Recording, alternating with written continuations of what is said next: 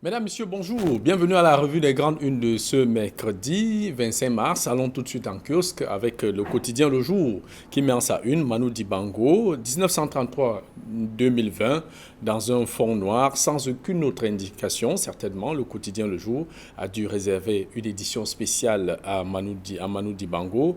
Pratiquement même titre pour le quotidien Mutation qui met aussi en sa une Manu Dibango simplement.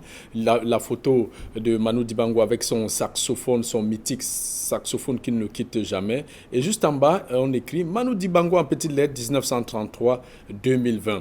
La même une, on l'aperçoit à la une passez-moi le mot, à la une du journal Le Repère, qui met simplement Manu et sans d'autres formes de commentaires. Le quotidien, la nouvelle expression met en sa une quand Manu Dibango, quand un virus terrasse un baobab. Le journal lui a consacré également de la page 2 à la 4 pages tout un dossier sur les circonstances de la mort du musicien camerounais, ainsi que son parcours, ses trophées glanés, ses albums. Dans tous les cas, c'est un dossier bien costaud que vous découvrirez dans le quotidien. La nouvelle expression, de même que le journal parle aussi de coronavirus, avec 5 Camerounais déjà tués. La pandémie qui a débuté en Chine a déjà ôté la vie à 5 de nos compatriotes dans le monde, loin de leur pays natal, écrit le quotidien, la nouvelle expression. Spéculation, les prix s'envolent sur le marché, la ruée sur les vivres en prévision d'un éventuel confinement est une manne pour les commerçants qui font flamber les prix des produits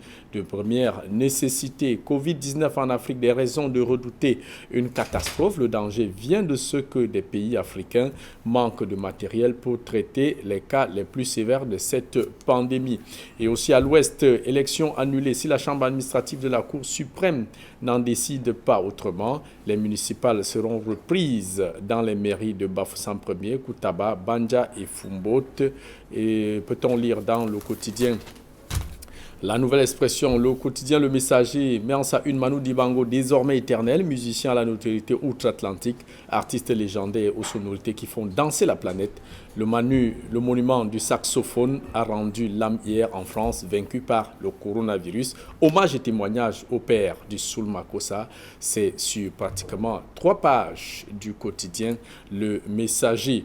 De même que le journal Le Messager s'intéresse aux élections municipales 2020, annulées à l'ouest avec la commune de Banja, Bafoussam 1er et Fumbote. Voilà pour ce qui est donc du quotidien Le Messager qui aussi s'interroge sur la communication gouvernementale. Le journal d'indiquer que le coronavirus entre panique et couac du gouvernement alors que le pays enregistre son premier décès de Covid-19. La communication autour de la situation de la pandémie ne rassure guère au Cameroun, avec évidemment le ministre de la Santé publique qui indique que si des mesures sanitaires appropriées ne sont pas prises, évidemment, le Cameroun pourra enregistrer plus de 3800 cas dans les 4 prochaines semaines. Voilà pour ce qui est donc de cette actualité dans le quotidien Le Messager. Le journal L'Œil du Sahel met en sa une le coronavirus. Le Cameroun enregistre son premier décès. Ce citoyen camerounais en provenance d'Italie le 7 mars dernier est décédé donc à l'hôpital central de Yaoundé. De même que L'Œil du Sahel rend hommage à Manu, la dernière note de Manu Dibango. Le journal est d'ailleurs allé puiser quelques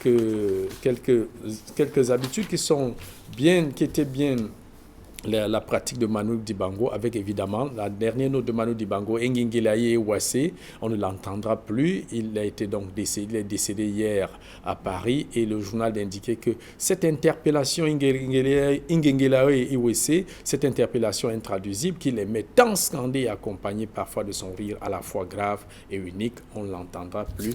Voilà pour ce qui est donc du journal L'Œil du Sahel, qui fait aussi qui évoque évidemment cet attentat de Moura avec un kamikaze qui se fait exploser.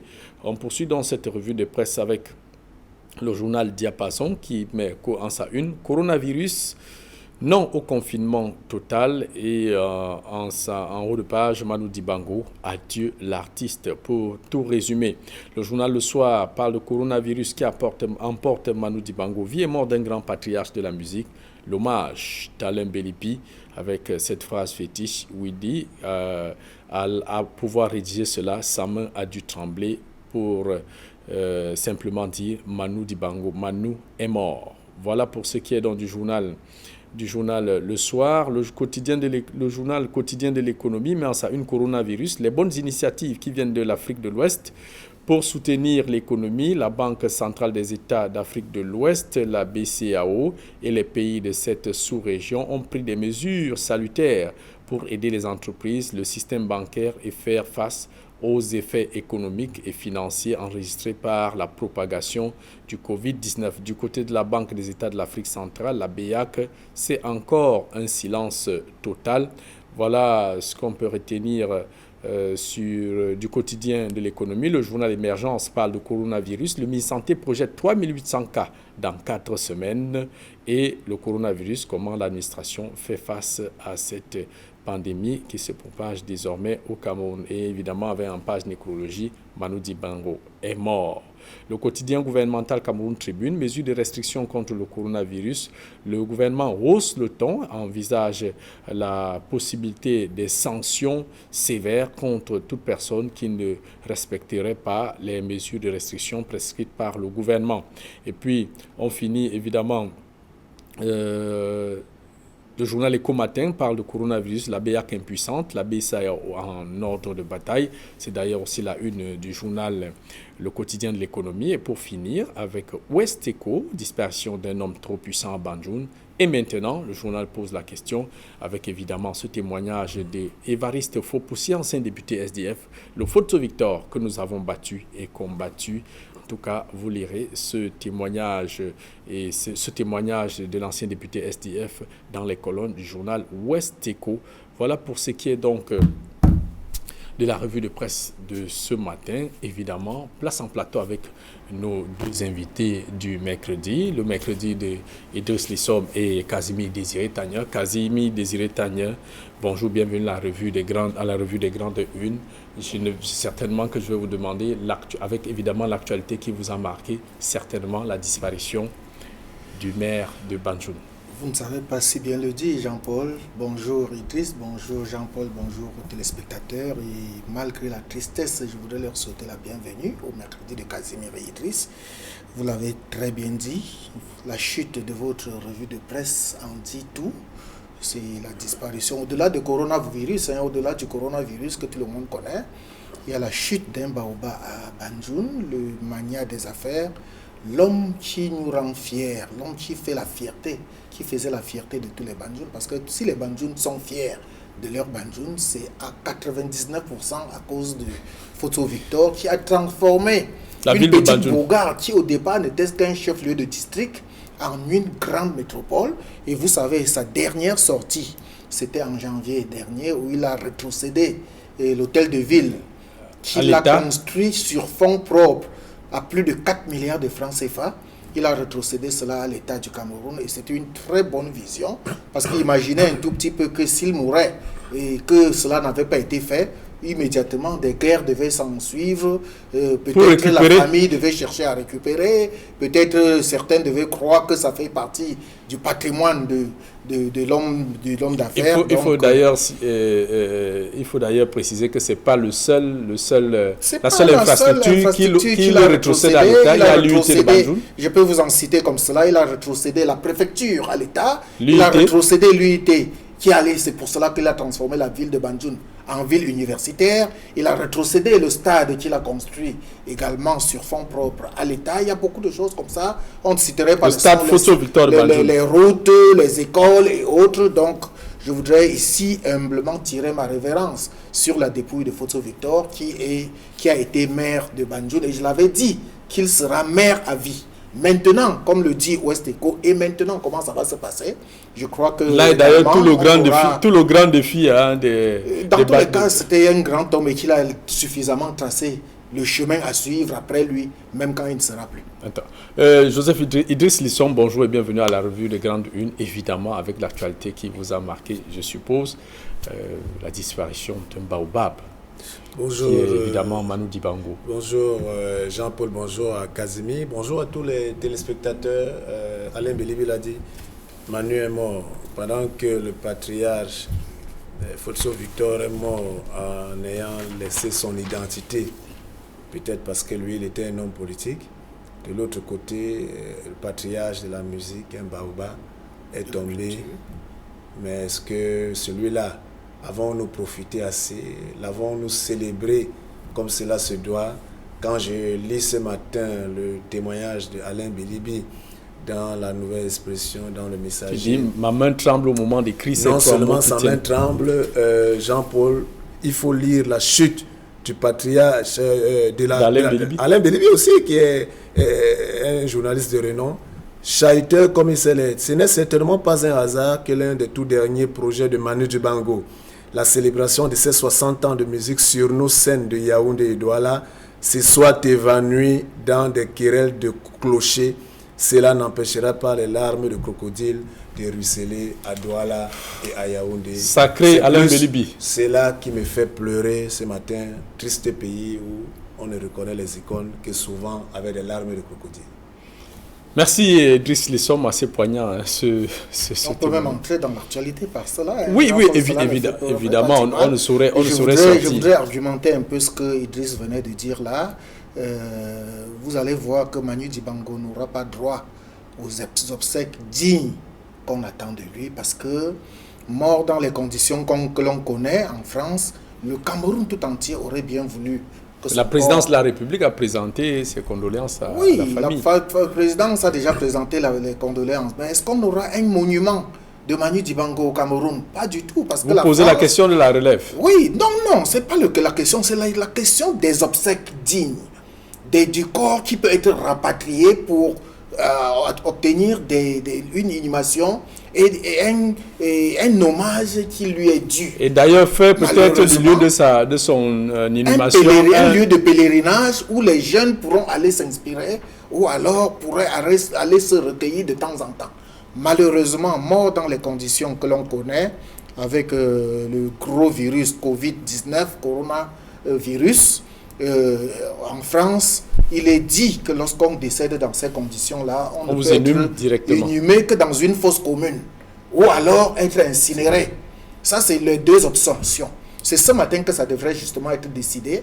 Mais les Camerounais auraient souhaité que l'on prenne toutes les dispositions possibles pour nous rapatrier le corps de Manu Dibango, pour que l'on dresse un vrai monument qui servira de lieu de pèlerinage ou au moins de lieu un lieu où tout le monde peut aller se recueillir de temps en temps et puis gagner un peu de l'inspiration de Manu Dibango.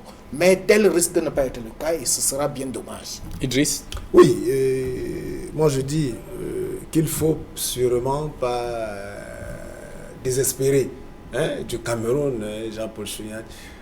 Peut-être mieux vaut tard que jamais. Peut-être, vous savez, le coronavirus, ce virus, comme un journal l'a titré, ce petit virus qui fait tomber un baobab comme Manu Dibango, que son corps soit rapatrié ou pas, qu'il y ait ses cendres ou pas, je pense que le Cameroun devrait pouvoir prendre à bras le corps ce baobab. Pourquoi? Pour quelle raison, Jean-Paul? Première raison, voilà un Camerounais qui est mort en France à 86 ans, qui est parti du Cameroun en 1949 et qui est resté avec sa nationalité camerounaise malgré tout ce que cela. Et malgré tous les avantages qu'il aurait pu obtenir. Je dis bien malgré tout. Et je suivais encore hier sur RFI un témoignage d'Alain Foucault qui disait que ce n'est que récemment que Manu Dibango, qu'il appelait le tonton Manu, lui a dit: bon, tu peux changer de nationalité, toi. Parce qu'il ne le faisait pas, parce que Manu rappelait toujours qu'il faut garder sa nationalité camerounaise. Vous imaginez comment c'est Papi, ce chanteur de renom, ce musicien internationaliste, avec tout ce que cela comporte, qui avait toutes les raisons de changer de nationalité comme certains le font. Y a-t-il meilleure preuve de montrer son amour pour sa patrie? Y a-t-il meilleure preuve d'exprimer le patriotisme que celui-là qui avait tout et qui le défendait et qui le rappelait? Et qui, ce matin encore, Jean-Paul Chouniat, je suivais Youssou N'Dour sur RFI qui disait, Manu lui disait, chapeau mon frère, reste à Dakar. Parce que Youssou Ndour disait que lui il vit à Dakar et quitte Dakar pour faire le tour du monde comme le fait Emmanuel lui disait chapeau et fais-le jusqu'au bout. Alors que la plupart de ceux qui dirigent, qui nos dirigeants ont des nationalités. C'est pas la plupart, tous les membres du gouvernement. Moi, le jeune enquêteur a publié la liste de tous les membres du gouvernement qui ont une double nationalité, à commencer par le président de la République lui-même, pour ne pas parler des autres premiers ministres, les ministres d'État et tous les restes, alors qu'ils sont toujours en train de faire des leçons, des grandes leçons de patriotisme et tout. Donc, mais l'exemple qui vient de Manu. Voilà, Manu nous a donné l'exemple. Et loin de là, la mort de Manu Dibango, de nos frères, nous a interpellés tous par rapport au coronavirus. Parce que chez moi, à Banjoun, on dit, si cela a pu prendre, s'il a fait cela du bois mort, qu'en serait-il des bois, s'il a pu faire cela du bois vert, qu'en serait-il du bois mort que nous sommes? C'est-à-dire, si le petit coronavirus peut terrasser un gros baobab comme Manu Dibango, comment est-ce que ça ne pourrait pas terrasser les petits communs du mortel que nous sommes, comme ça est le cas? Malheureusement, ça ne dit absolument rien à personne. Malgré les dispositions, malgré les mesures qui ont été prises par le gouvernement, et on ne voit absolument rien sur le terrain. Allez sur le terrain, vous allez voir que le ministre du Transport hier a pris une session. On y revient. Voilà, ok. On y revient, Casimir Désiré Tagné. Je souhaiterais qu'on parle vraiment suffisamment de cette histoire. Oui, on y revient. On sort d'abord du dossier de Manu Dibango. Deuxième raison, c'était ce coronavirus. Vous savez, Jean-Paul Chognal, il faut savoir lire les signes et les symboles. Lorsque nous parlons du coronavirus au Cameroun, vous voyez la une de Cameroun Tribune ce matin qui dit... Idriss, on revient. Oui, je peux vous dire seulement que pour je avec Manu, si Dieu seul sait comment fait-il pour choisir ses victimes. Et au Cameroun, on parle de 4 morts déjà, et parmi les 4 morts, il y a un baobab Manu. Pourquoi lui, Dieu seul peut nous répondre. Mais nous, qui avons l'habitude, un bon bantou, de savoir lire les signes et de comprendre l'environnement, c'est pour nous dire qu'il faut faire très attention. Un baobab ne tombe jamais seul. Peut-être, et pas peut-être, le coronavirus qui est là, peut-être que sera un déluge. Quand le baobab tombe, il écrase tout ce qui est autour de lui. Nous prenons conscience,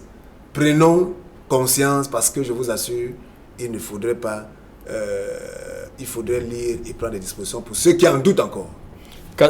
Idriss, vous gardez la parole. Ce témoignage d'Achille Membe qui indique que Manu Dibango c'était un laboratoire ambulant.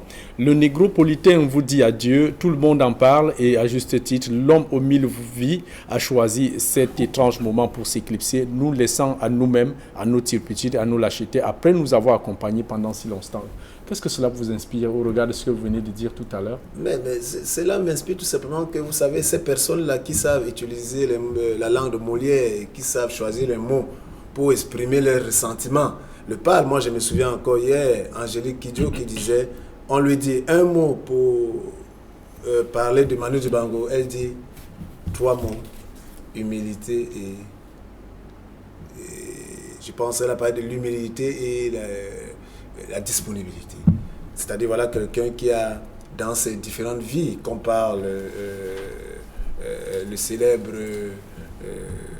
écrivain Achille Membe, voilà, quelqu'un qui a été homme de médias, vous savez, animateur. Tout à fait, en créant il avait d'ailleurs créé un magazine dans les années 70, voilà, Afro Music. Afro Music, après il a fait dans l'animation radio, jusqu'à récemment, sa dernière émission c'était en janvier dernier.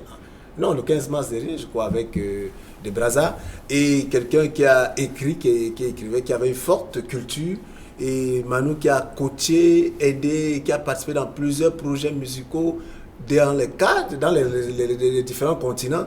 Et où est-ce qu'il n'a pas mis la main? Donc, vous voyez, il a fait le tour du monde. Le tour du monde, et tout le monde vous dira que lorsqu'il en faisait appel à lui et qu'il était disponible, il réagissait sans pouvoir réfléchir et sans demander. Et sans plusieurs Camerounais font aujourd'hui, tu me payes combien d'abord? Donc, il venait d'abord. Non, mais je vous assure, c'est ça, c'est pour montrer.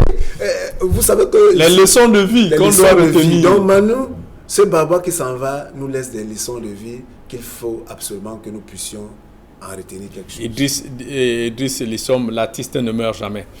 Casimir Désiré Tagné, pour sortir sur Manu Dibango, 60 ans de carrière, plus de 44 albums. Qu'est-ce qu'on peut retenir de Manu? Y a-t-il nécessité encore de rappeler tout ce que Manu a fait? C'est une légende qui est tombée. Il faut des générations, de nombreuses générations pour avoir un homme de la trame de Manu Dibango.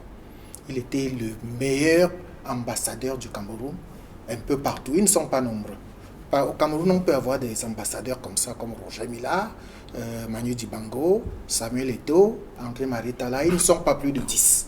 Qui ne sont pas officiellement ambassadeurs, mais leurs représentent le Cameroun partout où ils sont. Et tout à l'heure, on a parlé de son patriotisme. On doit également parler de sa musique légendaire. Souvenez-vous que... La CAN 72 ? Souvenez-vous de la CAN 1972. Avec le Soul Makossa. C'est lui qui avait créé l'hymne de la CAN 1972. Et cet hymne de la CAN n'était même pas la musique phare qu'on lui avait demandé. C'était le plan B, comme lui-même le disait au cours d'une interview. Donc, quand on lui a dit de boucher le trou, il a fait une musique pour boucher. Et finalement, c'est ça qui a été retenu. Vous voyez, c'était un homme plein d'inspiration. L'inspiration à l'état pur. À l'état naturel, à l'état pur. Aujourd'hui, les jeunes ont les ordinateurs qui les assistent. Beaucoup de jeunes se disent musiciens alors qu'ils ne savent même pas tenir un seul instrument de musique. Vous avez vu Manu Dibango qui tenait au moins 3 musiques. On ne sait pas qui le remplacera avec le saxo. Disons... Humblement, espérons qu'il aura les obsèques dues à son rang, quel que soit le lieu où il sera inhumé. Manu Dibango, qui était d'ailleurs, qui avait la médaille de la Légion étrangère de France. Alors, on poursuit sur un autre sujet. On part donc de Manu Dibango, terrassé par un coronavirus. Idriss, il y a cet article du quotidien Le Messager qui parle du coronavirus. Le gouvernement entre panique et couac. Le ministre de la Santé publique qui tire d'ailleurs l'alarme de fort belle manière, indiquant que s'il n'y a pas un réel respect des normes, des mesures sanitaires, le Cameroun pourrait enregistrer 3800 cas de coronavirus d'ici 4 semaines. Comment vous avez apprécié la communication du gouvernement jusqu'ici en tant que communicateur? Oui, en fait, Jean-Paul Chounian, je voudrais vous rappeler une chose, que le ministre de la Santé publique est dans une posture de communication pour le changement de comportement. Et dans la communication pour le changement de comportement auquel nous faisons face, le ministre, en animateur social maintenant, nous donne la bonne information. C'est-à-dire que vous savez qu'en communication pour le changement de comportement, le premier élément est l'information. Alors il faut avoir la bonne information et à temps. Et le ministre invite que chacun, dans son introspection, puisse changer. Parce que vous savez, nous sommes dans un environnement, Jean-Paul Chouniat, dans un pays où fatalement, tout le monde attend tout le gouvernement.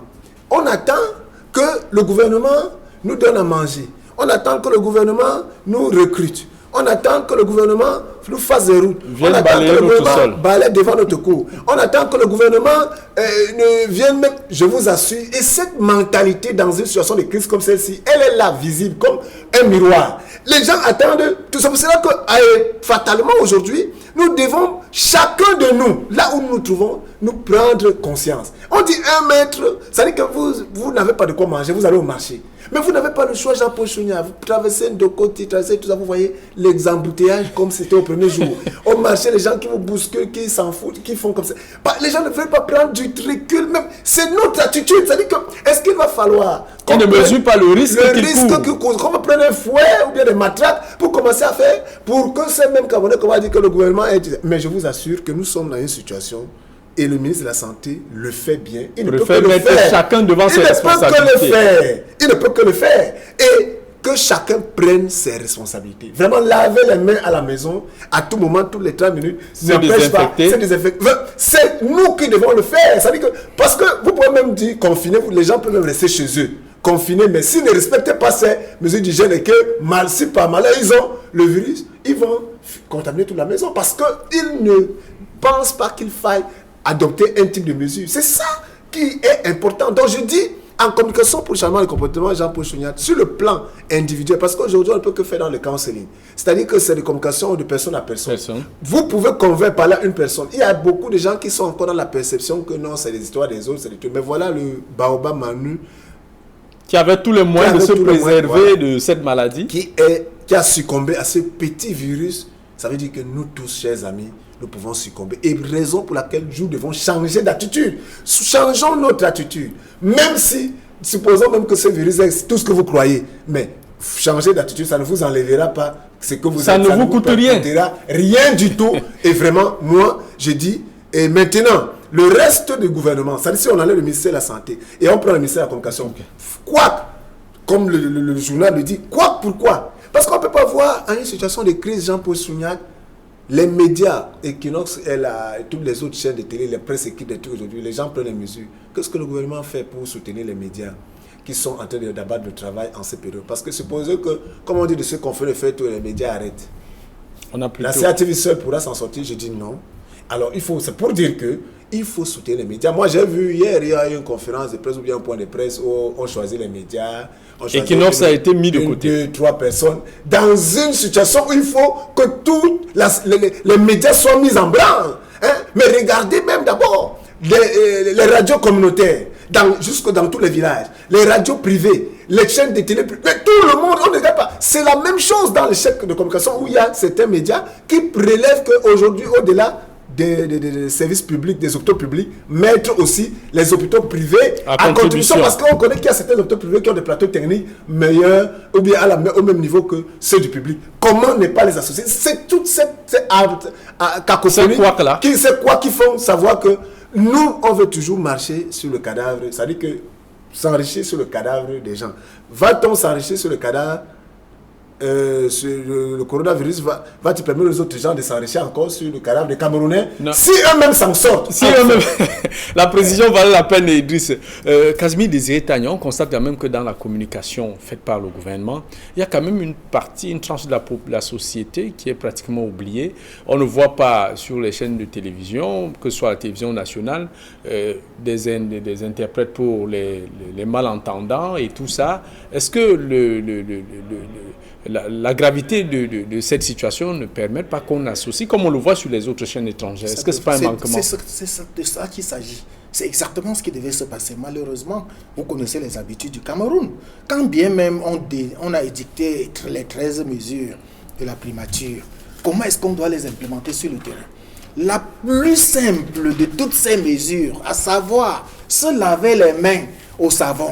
Combien de ménages dans l'arrière-pays ont la possibilité même d'avoir ce savon-là? Et quand bien même il y a du savon, est-ce que vous avez de l'eau? L'eau existe-t-elle encore dans les ménages? On ne se pose pas les questions. Et c'est là où je voudrais reconnaître quelques actes positifs qui ont été entrepris.